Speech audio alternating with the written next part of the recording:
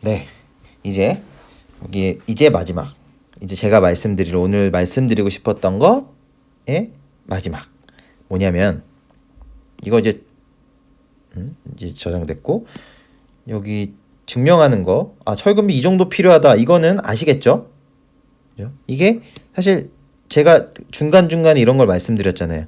이게 증가한다. 증가할 거다. 철근비가 많이 넣을수록 강도는 세진다. 왜 그런지는 막 사실 2차 방정식 뭐 이렇게 되면 증가할 수도 있고 감소할 수도 있지 않냐 이럴 수 있잖아요. 철근비에 대한 2차 방정식인데 근데 사실상으론 우리가 말하는 철근비는 이 구간에 있다고요. 이렇게 해보면 여기 값을 기준으로 여기가 오면 안 된다고요. 그럼 뭐 철근을 말도 안 되게 많이 넣어야 되고 막 그런 게 있어요. 그래서 이 그냥 수학적인 거랑 실제적으로 우리가 설계할 때 FCK나 뭐 이런 것들을 값들 FI 이런 것들을 고려해 보면 우리는 결국은 철근을 넣을수록 우리가 설계하는 범위 내에서는 증가한다 강도는 막 이런 것도 다른 정리에서 휨강도 이런 부분에서 이제 말씀을 드렸어요. 그래서 어쨌건 지금은 이 required 요구되는 철근 이 정도 필요하구나 까지 왔어요. 그런데 제가 여기서 질문을 하나 드리겠습니다. 여기까지 왔는데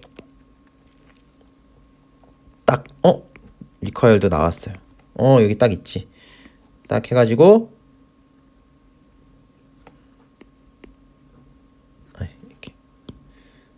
이렇게 딱 AS겠죠?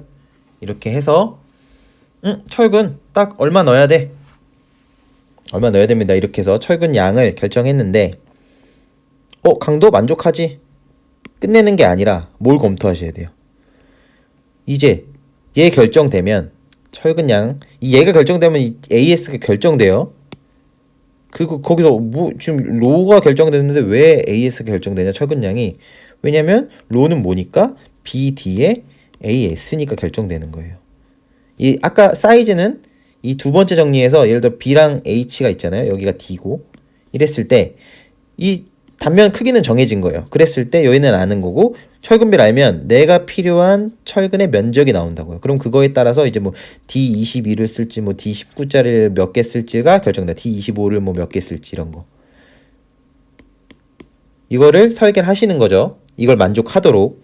required 철근비가 low가 결정되면 사실 required AS가 철근 면적이 결정된다고요. 그런데 이걸로 끝나는 게 아니고 강도 만족했지가 아니라 무슨 기준이 있다고요? 항상 우리는 인장 측을 약하게 해서 인장 측을 약하게 한다고요. 인장 측을 약하게 해서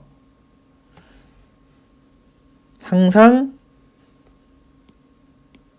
최대 철근비 기준들이 나왔다고 이런 거. 최소 인장 측의 변형률이 로민 즉 아까 몇 번 강조한 0.004의 뭐보다 2의 입실론 y보다는 커야 되는데 내가 그냥 지금 이 required를 계산할 때는 이 최대 철근비 기준을 만족한다는 가정 자체가 없어요. 그러니까 얘를 딱 해서 required를 봤는데 해서 체크해 보니 어떻게 된다고요? 철근비보다 많이 들어갔다고요. 많이. 그러면 설계 이렇게 해서 된다 안 된다? 안 된다고요. 안 됩니다. 인장 철근을 막 넣는데 required 요구되는 이게 최소잖아요. 요구되는 최소 철근이잖아요. 요구되는 최소 그냥 최소 철근이 아니고 이 강도를 만족시키기 위한 최소 요구되는 철근비 인장 철근비가 low required인데 이 철근량을 넣으려고 봤더니 이 체크해 보니까 생각보다 철근이 많이 필요했던 거예요. 그래서 여기 최대 철근비 기준을 반영 못합니다. 즉 요 최외곽의 인장 철근의 변형률이 0.004나 이 입실론 y보다 작았다고요. 너무 많이 넣어서. 우리의 설계 컨셉은 뭔데? 인장 측을 약하게 해서 변형을 많이 시키는 건데 2배 이상 항복 변형률에 그 정도 변형을 못하게끔 된다고요. 이 강도를 만족시키기 위한 철근 양이. 그죠? 그럼 어떻게 해야 될까요? 단면 사이즈 키운다. 단면 사이즈 키운다? 그죠? 그럴 수도 있겠죠. 단면 사이즈가 커지면 뭐 철근 비가 요구되는 철근 비가 뭐 줄어들 수도 있겠죠.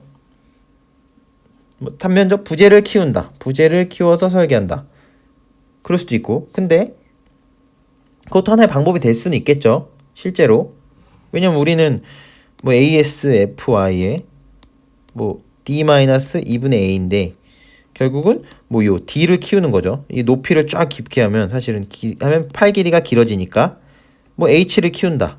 근데 H를 키운다. D를 키운다. H를 키운다는 게 결국 D도 증가하는 거니까 이런 방법들이 좋아요, 안 좋아요, 사실은? 좋지 않아요. 왜냐면 이거는 이렇게 되면 부재 사이즈의 보의 높이를 키우면 어떤 문제가 있냐? 층고의 문제가 있죠. 그죠?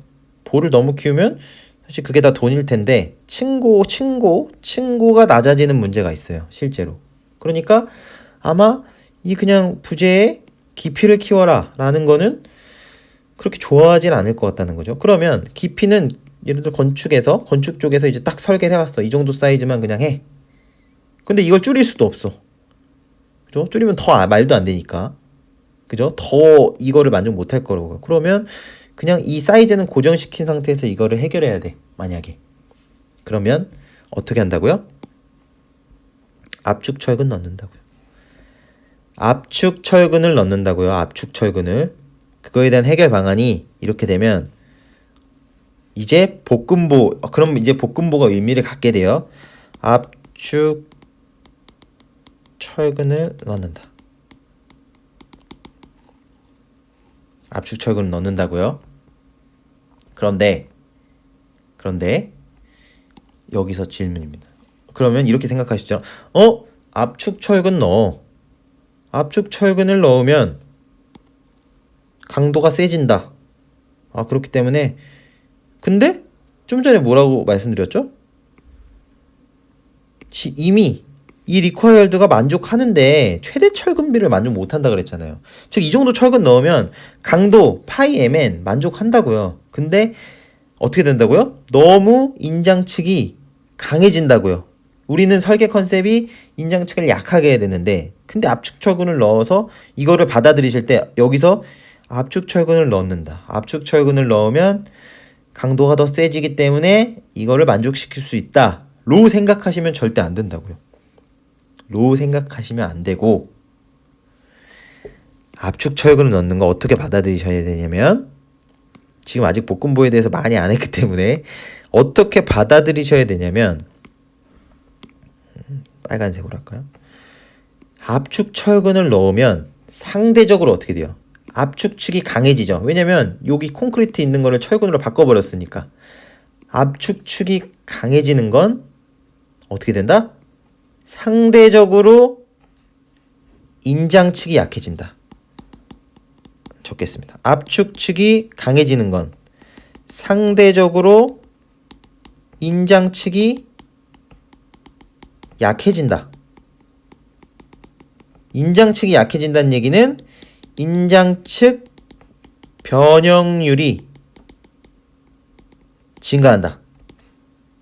그랬잖아요. 철근 조금 넣을수록 인장층이 약하게 할수록 변형을 많이 했죠. 즉 최대 철근비를 만족시키는 쪽으로 쭉쭉쭉 갔다고요.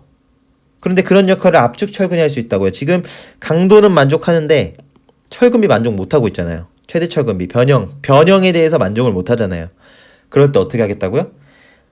압축 철근을 볶음보를 만들어서 상대적으로 압축축을 강하게 해서 인장측을 약하게 해서 변형을 더하게 최대 철근비 변형 기준을 만족 못하는 거를 상대적으로 인장측을 약하게 해서 변형 기준을 만족시키겠다 라는 게 볶음보를 설계하는 데의 큰 목적 중 하나라고요. 이렇게 볶음보 압축 철근을 넣으면 다른 장점들도 있지만 뭐 장기 처짐이 감소된다거나 이런 것도 있지만 이렇게 우리가 필요한 철근량이 약간 뭐 균형 철근비 정도까지 지금 배근을 해야 되는 상태를 결국 압축 인장측이 너무 강한 상태를 상대적으로 약하게 해서 철근을 더 많이 배근할 수 있게 해준다. 변형도 만족시키면서. 그게 제가 세 번째 이 휘설개에서 말씀드리고 싶은 포인트입니다. 아시겠죠? 아시겠죠? 딱 이거 이렇게 세 개로 나눠서 했는데 이 각각에 대해서 이제 이걸 만족해야 된다. 즉 마지막 마무리로 파이 m이랑 mu 만족해야 되는데 그 전제에는 최대 철근비, 최소 철근비까지 만족하면서 강도까지 만족해야 된다라는 것을 강조드리면서 네, 이번 정리도 마치도록 하겠습니다. 네, 감사합니다.